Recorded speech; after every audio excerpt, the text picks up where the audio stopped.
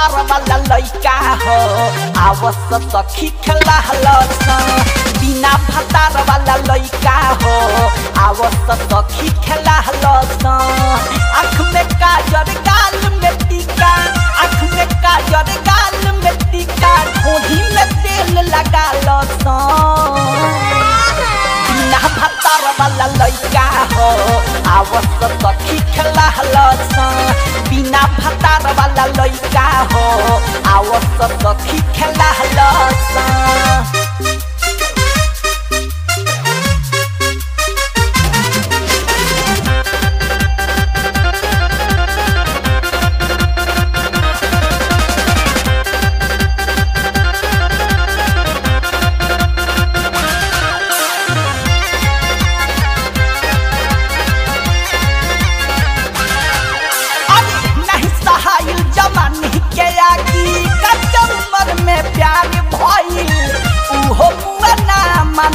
नहीं घरवा कईल बेर आई गईल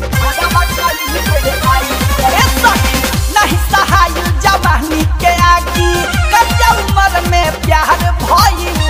उहो मुआना मनल नहीं घरवा कईल बेर आई गईल लोटी कैलस गाड़ी हमरो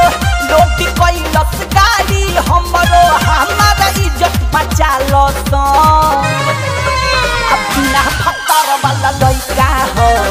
आवस सखी खेला बिना भतार वाला लइका हो आवस सखी खेला आवस सखी खेला आवस सखी खेला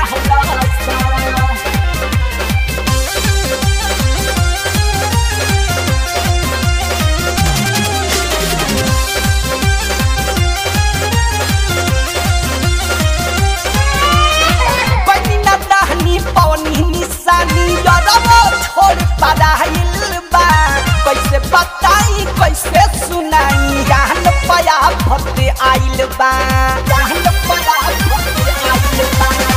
कोई न दहनी पौनी निशानी रदबो छोड़ पराइल बा कैसे बताई कैसे छुपाई रहन पया भरते आइल बा चोरी छुपे है आवत सखी चोरी छुपे है आवत सखिया के छठियार मना बिना भतार वाला लइका हो आवस सखी खेला बिना भतार वाला लइका हो आवस सखी खेला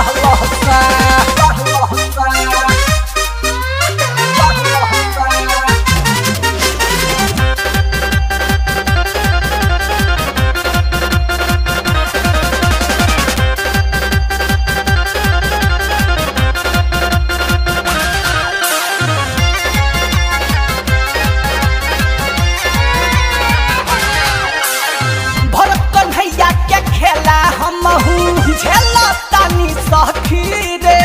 कैसे दीपकवा करी कबूल जब छन्ना पर बैठल मखी रे भरत कन्हैया के खेला हमहू झेलतानी सखी रे कैसे दीपकवा करी कबूल जब छन्ना पर बैठल मखी रे मरद के सुख अब कैसे मिली मरद के सुख अब कैसे मिली कोनो उपाया बता बिना भतार वाला लइका हो आवस सखी खेला बिना भतार वाला लइका हो आवस सखी खेला आँख में काजर गाल में टीका आँख में काजर गाल में टीका ढोढ़ी में तेल लगा बिना भतार वाला लइका हो आवस सखी खेला बिना भतार वाला लइका हो आवस सखी खेला